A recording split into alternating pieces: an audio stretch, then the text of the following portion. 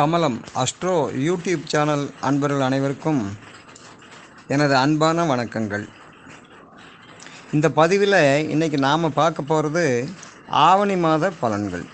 இப்போது ஆவணி மாதம் ரிஷபராசிக்காரருக்கு எப்படியெல்லாம் இருக்கும் அப்படிங்கிறத பார்ப்போம். ரிஷபராசி கார்த்திகை நட்சத்திரம் 2, 3, 4 பாதமும், ரோகிணி நட்சத்திரத்தில் 1, 2, 3, 4 பாதமும், மிருக சீரிஷத்தில் 1, 2 பாதம், மொத்தம் 9 பாதங்கள் கொண்ட இந்த ரிஷபராசிக்காரர்களுக்கு இந்த மாதம் ஆவணி மாத பலன்கள் எப்படியெல்லாம் இருக்கும் அப்படிங்கிறத பார்ப்போம். உங்கள் ராசியிலேயே 12ஆம் அதிபதி செவ்வாய் உட்கார்ந்து குருவோடு சேர்ந்திருக்கார். குரு 8க்குடையவன், 8க்கும் 11க்குடையவன் குரு பகவான் 12ஆம் அதிபதியோடு சேர்ந்திருக்கிறது அப்படிங்கிறது இந்த ஆவணி மாதத்தில் விரயத்திற்கு உண்டான காலகட்டங்கள். வெளியில் போகிறது வர்றது, குடுக்கல் வாங்கல், சேர்க்கைகளில் உடம்பை பார்த்துக்கிறதுல ரொம்ப கவனமாக இருக்கணும் இந்த ரிஷபராசி நண்பர்கள். லக்ன ராசியிலேயே குரு இருக்கிறதுனால எப்போ பார்த்தாலும் மனசில் ஒரு இனம் காணாத ஒரு பயம் ஒன்று இருக்கும். செவ்வாய் ராசியிலேயே இருக்கிறதுனால உடம்பு தொந்தரவுகள் ஏதாவது இருக்கும், டென்ஷன் இருந்துகிட்டே இருக்கும். அதனால் முதல்ல உடம்பு கொஞ்சம் இந்த ரிஷபராசிக்காரர்கள் இந்த மாதம் கொஞ்சம் பார்த்துக்கணும். ராசி அதிபதி சுக்கிரன் 4ஆம் இடத்துல இருக்கார். 4ஆம் இடம் அப்படிங்கிறது இந்த சுக்கிரன் ஆவணி 7ஆம் தேதி வரைக்கும் இருக்கார். 8ஆம் தேதி போய் 5ஆம் இடத்துல போய் நீச்சம் அடைகிறார். ராசி அதிபதி பூர்வ புண்ணிய ஸ்தானம் சொல்லக்கூடிய 5ஆம் இடத்துல போய் நீச்சம் அடைகிறது அப்படிங்கிறது கொஞ்சம் உடல் உபாதைகளை கொடுக்குங்கிறத தெரிஞ்சுக்கணும். பொதுவாக டென்ஷன் ஆகாமல் இருங்க, டென்ஷன் ஆகக்கூடாது. வண்டி வாகனத்தில் போகிறது வர்றது பார்த்து போகணும் வரணும், சரிங்களா? கணவன் மனைவிக்குள்ளே இருக்கக்கூடிய அந்யூன்ய உறவுகளில் அப்பப்போ ஏதாவது பிரச்சனைகள் வரும். விட்டு கொடுப்பவன் கெட்டு போவதில்லைங்கிற மாதிரி கொஞ்சம் அனுசரித்து போக கற்றுக்கணும் இந்த ஆவணி மாதத்தில் ரிஷபராசிக்காரர்கள். ரிஷப ராசியிலிருந்து குரு பகவான் ராசிக்கு 5ஆம் இடத்தில் இருக்கக்கூடிய கேதையும் 7ஆம் இடம் பார்வையாக கலஸ்திர ஸ்தானத்தையும் 9ஆம் இடம் அப்படின்னு சொல்லக்கூடிய தகப்பன் ஸ்தானத்தையும் பார்க்குறார். பொதுவாக 5ஆம் இடம் அப்படிங்கிறது குழந்தை பாக்கியம்.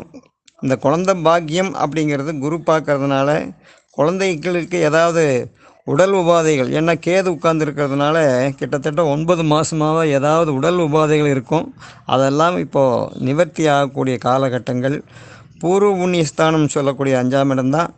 அதே மாதிரி தான் இருக்கக்கூடிய பிரச்சனைகள் நிவர்த்தி ஆகக்கூடிய ஒரு காலகட்டம். ரிஷபராசிக்காரர்களுக்கு திருமணம் ஆகாத ரிஷபராசிக்காரர்களுக்கு இப்போது திருமணம் நடக்கக்கூடிய அல்லது அலைன்ஸ் பேசக்கூடிய காலகட்டமாக இருக்கும். ஏன்னா 7ஆம் இடத்த குரு பகவான் பார்க்குறாரு. செவ்வாய் 7ஆம் இடத்தையே பார்க்குறாரு. 7க்குடையவன் 7 பார்த்தா திருமணத்திற்கு கன்ஃபார்ம் ஆகக்கூடிய காலகட்டங்கிறத அதை தெரிஞ்சுக்கலாம். 9ஆம் இடத்தை குரு பார்க்குறாரு. குரு பகவானுடைய பார்வை கோடி புண்ணியம் சொல்கிறது.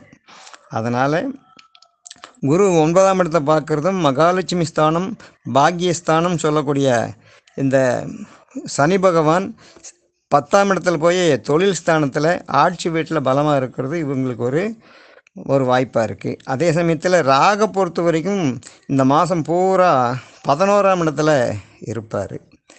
பொதுவாக ராகு போல் கொடுப்பார் இல்லைன்னு சொல்லுவாங்க. லக்னத்துக்கு 3, 6, 10, 11 ராகு பகவான் இருந்தால் அருமையான யோகத்தை கொடுக்கக்கூடிய ஒரு வாய்ப்பு இருக்குதுங்க அப்படிங்கிறத தெரிஞ்சுக்கலாம். இதில் குரு பகவானை பொறுத்த வரைக்கும் 5, 7, 9 பார்க்குறது அப்படிங்கிறது ஒரு அருமையான பார்வை. பொதுவாக மகாலட்சுமி வழிபாடுங்கிறத இந்த ரிஷபராசிக்கார் செஞ்சிட்டு இருந்தால் அவங்க மனசில் இருக்கக்கூடிய அந்த டென்ஷன்கள், கவலைகள் எல்லாமே இந்த காலகட்டங்களில் நிவர்த்தி ஆகும். அதில் தட்சிணாமூர்த்தி வழிபாடு வியாழக்கிழமை சுண்டக்கடலை மாலை போட்டு தட்சிணாமூர்த்திக்கு வியாழக்கிழமை அன்னைக்கு அர்ச்சனை, அதாவது தீபம் ஏற்றி அர்ச்சனை பண்ணணும் அப்படிங்கிறது. இப்போது வியாழக்கிழமை அன்னைக்கு தட்சிணாமூர்த்தி வழிபாடு பண்ணால் இந்த குரு பகவான் ராசியில் இருக்கக்கூடிய குரு பகவான் பிரச்சனைகளை நிவர்த்தி பண்ணி கொடுப்பாங்க அப்படிங்கிறத சொல்லி அடுத்த வீடியோவில் சந்திக்கிறேன். நன்றி, வணக்கம், வாழ்க வளமுடன்.